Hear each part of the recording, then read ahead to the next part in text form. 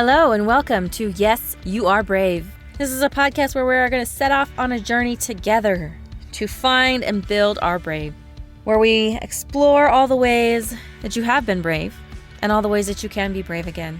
Because even though we may have forgotten or we may have fallen out of practice, we're all brave.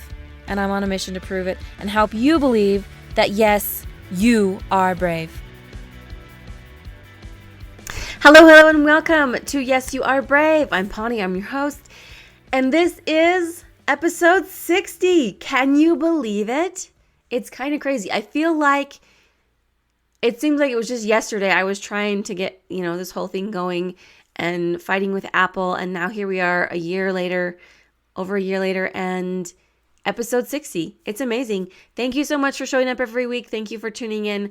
I appreciate it more than I could possibly tell you. And it is also the last week in 2022. How absolutely insane is that?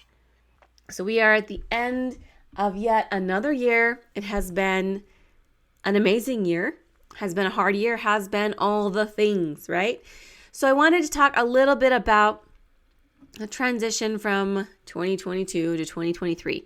And I know that there's a lot of talk around New Year's and all of these things, but I wanted to talk a little bit about maybe instead of diving into 2023, maybe instead that first we stop, we pause, and we do some reflecting, some serious reflecting on this past year, and we decide what has gone well, what has not gone well, what are things that we need to keep that have gone really well, things that we would like to carry over into the new year, and things that we would like to leave here. Because we've all had things that went really well. We've all had things that didn't go so well. And I think that this is a great time to pause and to say, okay, what did go well and what needs to be left here? So it's about being brave enough to sit and take some time with yourself and then maybe with your family or your significant other and really decide what you want next year to be like. What do you want to take with you? What do you want to leave behind? And start living more intentionally. I think that is something that I have discovered this year, is that life doesn't just happen the way that I want it to. If I want life to be a certain way, I have to be doing certain things. And I have to be living my life with intention. And if I want my life to be anything like the picture or the ideas that I have in my head. And so this is to encourage you to be more intentional about your life. And I think to be more intentional about the things that we do, we have to take time occasionally to stop and to reflect and to say, okay, how do I want this to be? What's next? Or what do I want to be next? And how do I make that particular thing happen? And I'm also going to be honest with you, I've never been a huge resolutions person. I feel like everybody's like, oh, what are your New Year's resolutions? I don't really make New Year's resolutions because I feel like, first of all, they just get broken and nobody really means them. I've come to really prefer to say, okay, what are my goals for this new year? And I have goals in different things, and what are habits that I want to develop, things like that. I think just changing the language of it, because I feel like there's this expectation in our society that we're going to make these resolutions and then they're going to be broken. They say that the busiest time in the gym is the first 2 weeks in January. And then it just starts to taper off and people stop coming. So for me, it's more about what are my goals? What are the little things that I want to keep doing or that I want to start doing that are going to lead to the big results that I want? And I think now is a great time to do that, to pause, to sit down, to do some writing. Heaven forbid we actually write, but yes, do some writing, do some journaling. Okay, this year, this went well. This went well and this went well. Or this year, this didn't go well. This didn't go well, all those type of things. And I think that there's some real awesome things that come from that, and to set some goals and what do we want to do? What do I want to do? What do I want to accomplish in this next year? What good things do I want to come to me? I remember one time when I was in high school, and my sister was living not too far away, and I went in there, and I spent New Year's with her and her husband, and we went over to some friend's house, and I don't remember, because at that particular point in their marriage where they were living, they had a ton of international friends. My brother-in-law's from Mexico, and they just kind of gravitated toward all these international people. And we were at somebody's house, and we did this thing for New Year's, and they're like, no, like, you write down all the things that you want for the next year, and then I think we even burned them. Like, we wrote them down, little slips of paper, and then you like burned them, and it was like to put it out into the universe type of a thing, and see what of those things come back to you. And I thought that was a really interesting way of doing it. And now that looking back, I think that there were at least a few things, like several of those things that actually came about. So maybe we spend some time reflecting on the year and saying, okay, what do I really need to come to me in this year? What am I putting out? What kind of energy am I putting out that I want to come back to me? And so sit down, write it out. This is the good things that happen. These are the things that I would like to improve. These are the things I want to accomplish. This is what I want to do. And then put it where you can see it and start working towards that. Because you know what? Life is pretty dang amazing. But I don't want to say that it doesn't just happen, because it will just happen.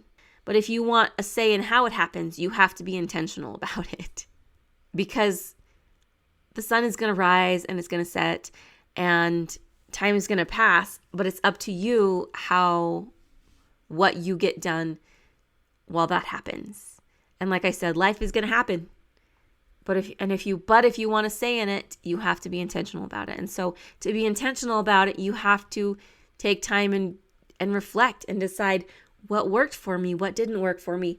How can I do things a little bit different? And I would also encourage you to not be like making big, huge changes, because I think that's where we get burnout, and we don't get anywhere with our resolutions, right? We set these big, huge goals. I'm going to work out for an hour every day, and I'm going to eat healthy, and I'm only going to have smoothies for breakfast, and da-da-da-da. And we set these ridiculously high, unachievable expectations for ourselves. And then after we go really good for a week, maybe 2, sometimes even 3, and then we burn out because we have set such high, unrealistic expectations for ourselves. I saw this thing recently on Instagram, and I wish I had saved it, but they were talking about building a habit, and they said you build the first 2 minutes of a habit. You don't try to build the whole thing. You build the habit of starting. So he gave the example of one of his clients wanted to get in shape, and they hadn't been in shape, and they hadn't gone to the gym for a long time. He said, so what I had him do was go to the gym every day for 5 minutes, or however many times a week it was. He says he goes in, he gets there, he goes in, he does like half of an exercise, and then he leaves. It's 5 minutes. It's literally 5 minutes. And he said, because we're not building the whole habit, we're building the habit from the beginning. He says the first thing that we need to do is build the habit of going to the gym. You can't improve on a habit that is not there. And it was like, to me, it was like mind blowing when he said that. Build the first 2 minutes, first 5 minutes of a habit. And I actually did that this last fall. I started doing some reading, and it wasn't like I was like, oh yeah, I should be doing whatever, I had this idea of what would be good, but I was like, but I'm not doing it at all, because I have this expectation of I need to do it for like 20, 30 minutes, and I'm not doing it at all because it just feels overwhelming. So I started setting a timer on my phone for 5 minutes, and I would pick up the book, pick up my scriptures as what it was. I'd pick up my scriptures and I would read for 5 minutes, and I would try to really just be there for 5 minutes. And if I got through 2 verses, if I got through 10 verses, whatever it was fine. When that timer went off, I would say, okay, I'd finish whatever I was on. I'd close the book, I'd put it back on the shelf. And you know what? It has helped immensely. You would be amazed what you can do, what you can build with a consistent 5 minutes a day. It's building those habits, the first 2 minutes of a habit, right? So whatever it is that you need to build when you're looking into next year, start small. Don't start with like, oh, I want to lose 80 pounds and I want to be working out and I want to be doing all these things. And start small. I'm going to start going to bed on time. Start drinking more water. I'm going to start doing yoga for 10 minutes in the morning. And you'll be amazed at what you can build. But I think before we can build those things, we need to stop and decide what we actually want to build. Because you can't just jump into building a house without plans. I mean, you can, but it's probably not going to be the house that you envision. It's probably not going to be what you want. May not be super functional.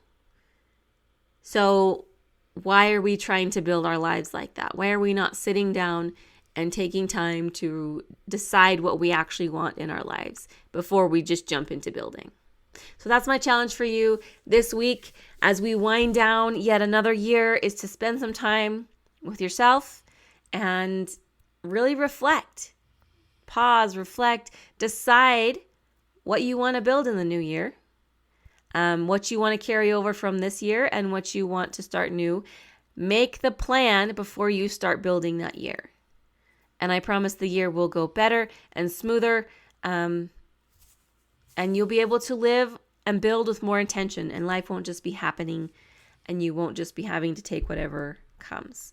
You'll have a say in the outcome. You'll have more of a say in the outcome if you have a plan.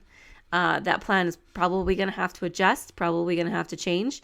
But if you have a plan, it's easy to change a plan. It's not as clear when things shift directions, but you didn't have a plan. So you don't know that they've shifted directions until you're 80 miles down a different road. So that's my challenge for you. I hope this year has been awesome and wonderful. But if it hasn't, you know what? The new year is starting and you can make it whatever you want it to be. So spend some time, reflect, pause, plan, and then start building the year of your dreams. Because every year can be the year of our dreams and be the year that dreams come true. I really, truly believe that. Thank you so much for listening this year. And I look forward to seeing you in the next year, in our new year of 2023. We'll be back with some fun, brave stories, with more guests and more awesome, inspirational stories of brave. Remember, you're awesome and wonderful and amazing, and you deserve your dreams to come true. And you can make your dreams come true. Pause and reflect and plan and then build those dreams. You can do it. You are enough and you are brave enough to do that. Hope you have a great day and Happy New Year! Thanks for listening, and if you enjoyed what you've heard today, please leave a review down below and share this with anyone that you feel like could use a little more brave in their life. And if you'd like to follow more of my journey to be brave, you can follow me on social media and the link down below. Have a fantastic day and don't forget to be brave.